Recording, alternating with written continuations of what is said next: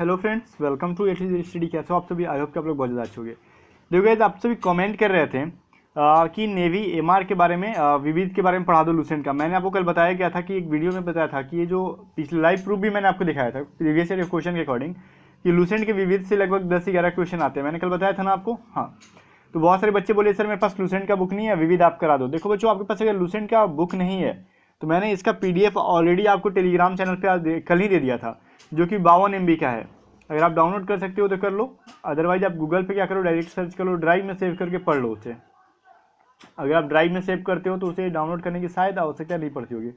लेकिन मैं एक बात बताऊँ, अगर लूसेंट विविध पढ़ाने की बात करूँ मैं यूट्यूब पे, तो कम से कम ये एक सप्ताह 7 से 8 दिन लग जाएगा मिनिमम, ठीक है, पढ़ाने के लिए। तो ये 3 दिन आपके पास टाइम है, तो इतने दिन में लूसेंट विविध खत्म नहीं किया जा सकता है और आपको बोरिंग भी लगेगा अगर मैं पढ़ाऊँ यहाँ पे कंटिन्यू अगर विविध को पढ़ाता हूँ तो एक काम करो, मैंने आपको कुछ इंपॉर्टेंट क्वेश्चन विविध किए हैं, ठीक है। मोस्ट इंपॉर्टेंट क्वेश्चन जो है 25-30 क्वेश्चन जो मैं आपको दे रहा हूँ, इसे जो है रट लेना, ठीक है। इसे रट लेना और इसके अलावा बुक डाउनलोड कर लो टेलीग्राम चैनल से या फिर गूगल से भी सर्च कर सकते हो। लेकिन सर्च कहाँ करोगे, मैंने लेटेस्ट एडिशन ही शायद है, तो आप वहाँ से देख लेना टेलीग्राम चैनल पर, तो वहाँ से आप डाउनलोड कर लो। और एक मैं बात बता रहा था कि मैथ का मैंने आपसे पूछा था कि मैथ की मैं कौन कौन से चैप्टर आपको पढ़ा दूँ, ठीक है। तो आपने बहुत सारे चैप्टर का नाम बता दिया। कुछ बच्चे बोलते हैं सर पूरा कोर्स करा दो, तो 3 दिन में मैं पूरा कोर्स नहीं करा सकता ना। बाकी आप प्लेलिस्ट देखो, अरिथमेटिक, ठीक है, और एडवांस दोनों मैथ का मैंने प्लेलिस्ट बना रखा है। उसमें बहुत सारे चैप्टर जैसे कि age problem, time and work और ETC बहुत सारे चैप्टर मैंने पढ़ा रखे हैं, बिल्कुल भी ट्रिक के मेथड से, ठीक है। तो वो सभी आप देख लो। फिलहाल हम यहाँ पे क्या करते हैं, जो मोस्ट इंपॉर्टेंट यहाँ पे विविध के क्वेश्चन है वो सभी देख लेते हैं यहाँ पे। चलो, और जो भी क्वेश्चन मैं अभी यहाँ पे बता रहा हूँ उसे अपने बिल्कुल भी रट्टा मार लेना, क्योंकि अभी बताऊंगा कि कब कब एग्जाम में भी आया था ये। देखो, ये जो फिलहाल IB के एग्जाम में पूछा गया था, अंतर्राष्ट्रीय योग दिवस कब मनाया जाता है, तो 21 जून को। अब ये देखो, IB के एग्जाम में एक दो बार क्या MR के नेवी में ही पूछा गया है, SSR AA, ठीक है, तो मे भी ये भी आ सकता है।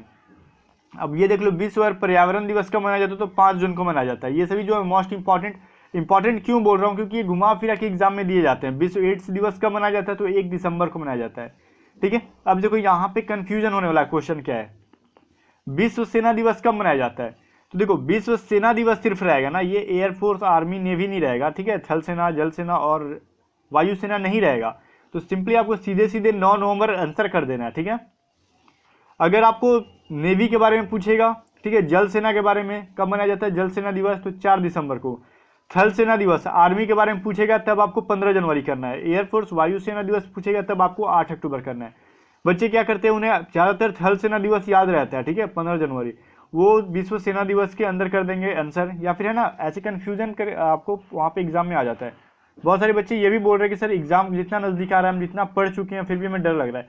डरने की कोई बात नहीं है, ठीक है। जितना प्रेशर लेके एग्जाम में जाओगे, एग्जाम उतना खराब होता है। बिल्कुल भी फ्री माइंड से होके जाओ, जितना फ्री माइंड होके जाओगे ना, दिमाग उतना ही आपका सही काम करेगा, ठीक है। क्योंकि होता है कि आप प्रेशर में जाते हो ना, तो जो आंसर आपको याद है वो भी भूलने लगते हो। तो ऐसा गलती मत करो आप लोग। यहीं से आपका ज़िंदगी का लास्ट एग्जाम नहीं है, ठीक है। और जो जितना प्रेशर हो जाता है ना, तो एग्जाम खराब जाता है। तो बिल्कुल फ्री होके जाओ, और जब फ्री माइंड होके जाओगे ना, तो मुझे इतना उम्मीद है कि आपका लाइफ का जो है लास्ट एग्जाम हो जाएगा, ठीक है। कहने का मतलब यहीं पर आपका सिलेक्शन हो जाएगा। अच्छे से पढ़ाई किया आपने ना, तो बिल्कुल फ्री माइंड होके जाओ। अब देखो, अब क्वेश्चन नंबर 5 से देखते हैं, अजंता की गुफाएं कहाँ पे हैं। तो फिलहाल देखो, ये औरंगाबाद में है। देखो, अजंता की गुफा और एलोरा की गुफा और एलिफेंटा गुफा, ये तीनों को अल्टरनेट करके एग्जाम में दिया जाता है, ठीक है। विविध का ही क्वेश्चन है, मिसलेनियस का ही क्वेश्चन है। तो शायद पिछली बार एलिफेंटा या फिर एलोरा में से किसी एक को पूछा गया था। तो फिलहाल आप इस बार तीनों याद कर लो, कि जो भी अगर आपको आता है तो आप यहाँ पर सिंपली आंसर कर दोगे। अजंता की गुफा कहाँ पे है, औरंगाबाद महाराष्ट्र में।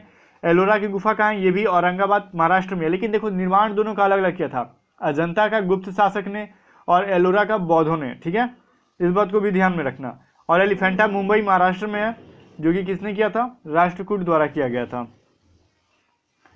अब देखो, ये अकबर का किला कहाँ पे, तो इलाहाबाद में है, उत्तर प्रदेश में। ये निर्माण भी किसके द्वारा किया गया था, तो अकबर के द्वारा। अब देखो, मोस्ट इंपॉर्टेंट और मोस्ट कंफ्यूज करने वाला क्वेश्चन ये है, जंतर मंतर कहाँ पर है, ठीक है।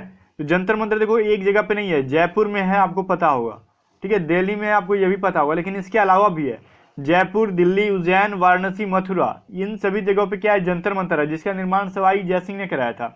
तो यही आपको अगर जयपुर, दिल्ली याद है ना, तो ज्यादातर एग्जाम में ये दोनों ऑप्शन ना देके आपको उज्जैन, वाराणसी, मथुरा में से कोई एक दे दिया जाएगा, या फिर 4 ऑप्शन में से 3 ऑप्शन ये सभी में से दिया जाएगा, और कुछ एक एक्स्ट्रा शहर का नाम दे देगा, बोलेगा कि जंतर मंतर इनमें से कहाँ नहीं है, तो आपको एग्जैक्ट ये सभी का नाम याद रहेगा, तभी तो आप ये ना क्लियर कर सकते हो कि इनमें से कौन नहीं होगा। इसलिए ये सभी को आप याद कर लो। जंतर मंतर जयपुर, दिल्ली, उज्जैन, वाराणसी एवं मथुरा इन सभी जगहों पे है, जिसका निर्माण सवाई जयसिंह ने कराया था। ठीक है, चलो हम नेक्स्ट क्वेश्चन देखते हैं क्या हमारा।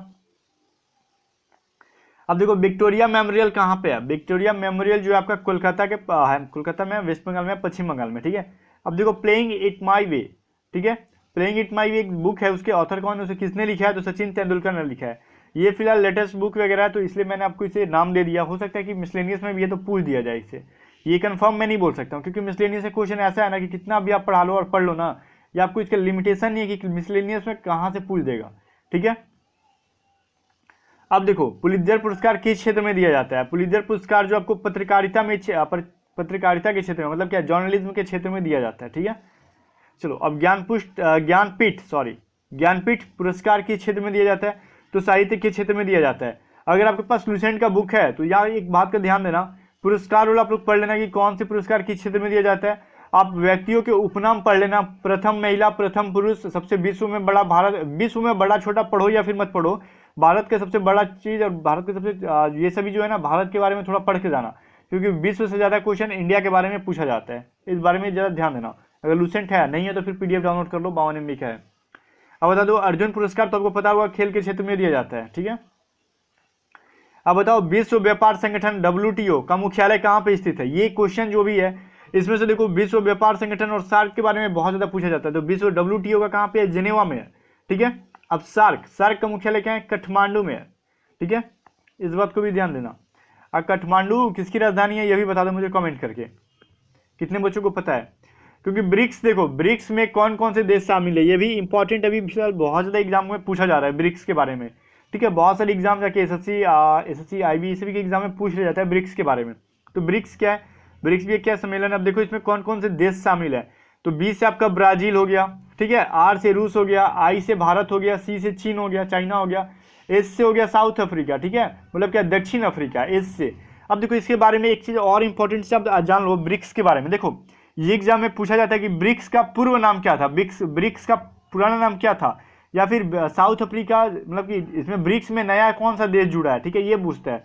तो देखो मैं आपको बताता हूँ, यहाँ पे अच्छे से कंसेप्ट क्लियर कर लो। BRIC ये ब्रिक्स का पुराना नाम है, ब्रिक। ठीक है, ये एस इसमें नहीं है ना, एस जो है साउथ अफ्रीका जो है बाद में जुड़ा। ब्रिक्स में पहले क्या थे, ये 4 देश थे, ब्राजील, रसिया मतलब क्या रूस, या इंडिया अपना हो गया, चाइना हो गया, पहले यही 4 देश थे ब्रिक्स में। ठीक है, और बाद में ये क्या हुआ, साउथ अफ्रीका भी जुड़ गया। तो इसका पूर्व नेम या फिर पुराना नाम क्या है, ब्रिक्स का, ब्रिक है।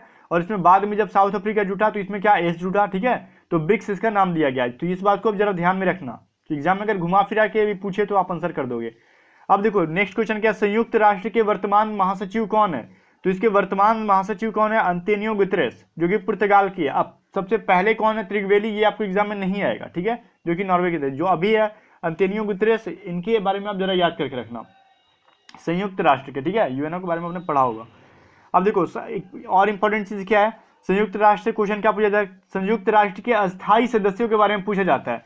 ठीक है, अमेरिका, रूस, ब्रिटेन, फ्रांस एवं चीन, यही जो है आपके 5 देश जो हैं संयुक्त राष्ट्र के अस्थायी सदस्य है। तो इसे ये नहीं पूछते हैं एग्जाम में कि इसके अस्थायी सदस्य कौन है। ये एग्जाम में अभी तक मतलब बहुत कम चांसेस है ऐसे पूछने के। ये क्वेश्चन आपको ऐसे करके पूछेगा कि बताइए कि संयुक्त राष्ट्र के अस्थायी सदस्य कौन से हैं। अस्थायी नहीं पूछेगा, अस्थायी पूछेगा। और आपको आंसर में 100% क्वेश्चन एग्जाम में यही दिया है कि भारत ऑप्शन में दे देता है। ठीक है, बहुत सारे बच्चों को ऐसा लगता है कि यूएनओ का अस्थायी सदस्य भारत है, बल्कि ये क्या है, अस्थायी है। क्या है, भारत जो है अस्थायी सदस्य, इसे अस्थायी सदस्य नहीं दिया गया है। देखो ये इनमें से 3 ऑप्शन दे देगा, किसी का भी अस्थायी वाले में से किसी का 3 ऑप्शन देगा, और एक भारत को ऐड करके पूछ देगा कि अस्थायी का नाम बताओ। उसमें से भारत का आंसर कोई करता ही नहीं है। सबको लगता है क्या, मतलब बहुत सारे बच्चों को लगता है कि भारत, तो चलो भाई यूएनओ सुनते आ रहे हैं तो मतलब क्या अस्थायी सदस्य होगा। तो इस बात को ध्यान रखना कि भारत अस्थायी सदस्य बिल्कुल नहीं है यूएनओ का, इसे अस्थायी सदस्य में रखा गया है। ठीक है, यहाँ पे गलती मत करना अगर एग्जाम में दे दिया तो। अब नेक्स्ट क्वेश्चन देखो, मैकमोहन रेखा कहाँ किस किस देशों के बीच की अंतरराष्ट्रीय सीमा है। ठीक है, सीमा। अब ये इंडिया चाइना के जो है बीच की क्या है लाइन है, मैकमोहन लाइन। ठीक है, या फिर सीमा बोलो। अब रेड क्लिफ किसकी है, रेड क्लिफ रेखा जो है इंडिया पाकिस्तान की है। ड्यूरेंट किसकी है, पाकिस्तान और अफगानिस्तान की है। बाकी और भी है, वो सब भी आप देख लेना। ठीक है, लूसेंट की। अगर नहीं भी अगर देखने का टाइम है तो जो जो मैं दे रहा हूँ उसे जरा रट्टा मार लेना। अब बताओ नेक्स्ट क्वेश्चन हमारा क्या, सबसे लंबा सड़क पुल कौन सा है, तो भारत में पूछा जा रहा है, तो भूपेन हजारिका पुल। लेकिन देखो ये जो नया है, इससे पहले गांधी सेतु था, तो गांधी सेतु भी ऑप्शन में आएगा। जो बच्चे नहीं जानती है वो गांधी सेतु करके एग्जाम में आ जाएंगे। तो ध्यान देना, भूपेन हजारिका पुल जो है लंबा सड़क पुल है, ठीक है। भारत का सबसे लंबा सड़क पुल कौन है, भूपेन हजारिका पुल। गांधी सेतु अब नहीं रहा। अब देखो रोबोट को नागरिकता देने वाला प्रथम देश कौन सा है, तो सऊदी अरब है, जो कि सोफिया नाम का रोबोट को, फीमेल रोबोट थी जिसे नागरिकता दिया है सऊदी अरब ने, ठीक है। अब देखो ग्रेट वॉल कहाँ पे है, तो ग्रेट वॉल चाइना में है। स्टैच्यू ऑफ लिबर्टी कहाँ है, तो ये न्यूयॉर्क यूएसए में है, ठीक है। अब बाकी पिसा की मीनार, झुकी हुई मीनार, ये सभी चीजें ये भी आप देख लेना अगर आपके पास लूसेंट है तो। चलो ग्रेट वॉल चाइना में है, statue of liberty New York USA में है। अब देखो ये कुछ उपनाम है, उपनाम बिल्कुल आप अच्छे से पढ़ के जाना, क्योंकि जरूरी नहीं है जो मैं दे रहा हूँ वही पूछेगा। मैं आपको यहाँ पे दे रहा हूँ ताकि आपको ये अंदाजा लग जाए कि एग्जाम में क्या क्या पूछता है इससे मिसलेनियस से। ग्रैंड मैन ऑफ ब्रिटेन किसे कहते हैं, तो ग्लेडस्टोन को कहते हैं, ठीक है। ग्रैंड मैन ऑफ ब्रिटेन किसे कहते हैं, तो ग्लेडस्टोन को कहते हैं। आप बताओ मैन ऑफ डेस्टिनी किसे कहते हैं, नेपोलियन बोनापार्ट को कहते हैं। अजात शत्रु के नाम से किसे जाना जाता है, तो डॉक्टर राजेंद्र प्रसाद को जाना जाता है। ब्लैक गांधी के नाम से ब्लैक गांधी तो मार्टिन लूथर किंग। अभी से क्या अपने गांधी जी को मनमोहन दास को मत कर देना, ठीक है। मनमोहन दास करमचंद गांधी ऑप्शन में देगा या फिर महात्मा गांधी देगा, तो उन्हें मत कर देना ब्लैक गांधी के नाम। ये मार्टिन लूथर किंग जूनियर हैं, ठीक है। अब देखो एक एग्जाम में दिया गया था मार्टिन लूथर किंग, दो ऑप्शन थे, एक जूनियर और एक सीनियर, दोनों दे दिया था, तो ध्यान देना ये जूनियर रहता है। अब भारत के नेपोलियन, समुद्रगुप्त को, विश्व कवि रविन्द्रनाथ ठाकुर को, ठीक है। मैंने यहाँ पे आपको अंदाज दिया इसमें, ठीक है, मतलब मिसलेनियस से आपको क्या बोलूं, मैंने एक फॉर्मेट दे दिया कि किस टाइप से क्वेश्चन पूछता है, ठीक है। आपको इससे अंदाज लग गया होगा कि आपको मिसलेनियस में से क्या क्या पढ़ना है, ठीक है। अब मैंने जिस टॉपिक से दिया है आपको मिसलेनियस में, अगर आपके पास टाइम है तो पढ़ लो, अगर नहीं टाइम है तो कम से कम ये 10-30 क्वेश्चन जो भी आप रट्टा मार लो, और बेस्ट ऑफ लक तैयारी करते रहो। और पूरा विविध को खत्म नहीं किया जा सकता है, इस बात को जरा ध्यान देना। बाकी प्लेलिस्ट देखो, प्लेलिस्ट में जितनी भी वीडियोस हैं मैथ के लिए आप पूरा पढ़ जाओ एग्जाम से पहले, आपको 100% हेल्पफुल होगा एग्जाम में, ठीक है। बाकी लूसेंट जीके सीरीज 9 है, जीके सीरीज 8 तक मैंने और भी दिए हैं, उन सभी को अच्छे से पढ़ के एग्जाम में जाना, और जीके सीरीज में आगे देते रहूँगा आपके एग्जाम तक। बेस्ट ऑफ लक, पढ़ते तैयारी करते रहो, और क्या शेयर करते रहो, लाइक करते रहो, सब्सक्राइब करते रहो।